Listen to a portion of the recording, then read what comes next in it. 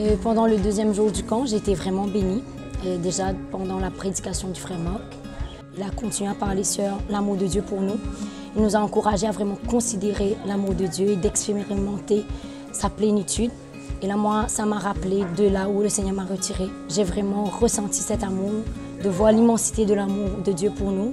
Déjà, Dieu nous avait déjà choisis dès la fondation du monde. Et comme il a dit dans sa parole, qu'il n'allait pas nous laisser orphelins, qu'il allait envoyer le consolateur pour nous. Et de voir comment vraiment l'Esprit Saint nous aide vraiment à faire des choix, à nous guider chaque jour. Et cela me ramène aux activités qu'on a fait pendant le camp. Et là, déjà la veille, moi, avec mon équipe, on avait fait le bon choix. On avait choisi d'aller voir un encadrant pour partager notre cœur et tout.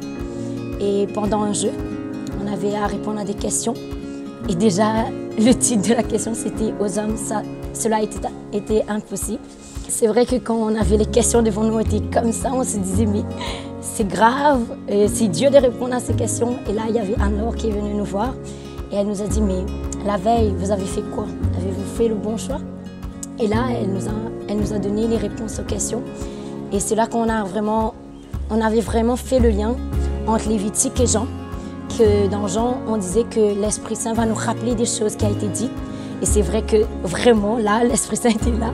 Et ça nous a révélé les réponses aux questions qui étaient vraiment difficiles pour nous. Et vraiment, pendant les activités, on était vraiment soudés, il y avait vraiment un soutien. Même moi, j'étais stressée au début, le chef d'équipe, mais vraiment, les membres de mon équipe, c'était vraiment extraordinaire. On part, short basket.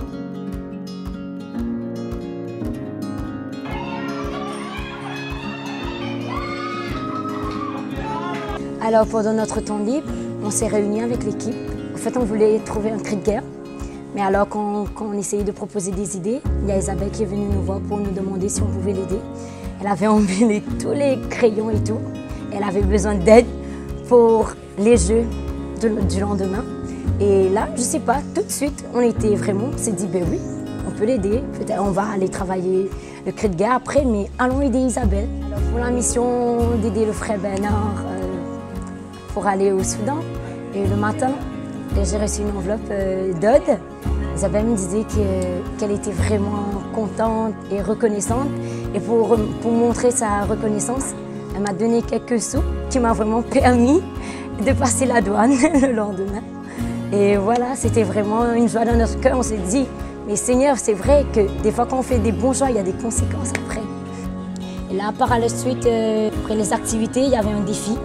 Parce qu'il faut savoir que la veille, on avait perdu des âmes. Et il fallait gagner des âmes. Donc on avait une activité avec des gobelets. Par contre, on n'avait pas gagné, mais il y avait toujours cette recherche en nous. On se disait, ben non, on ne peut pas laisser les âmes comme ça.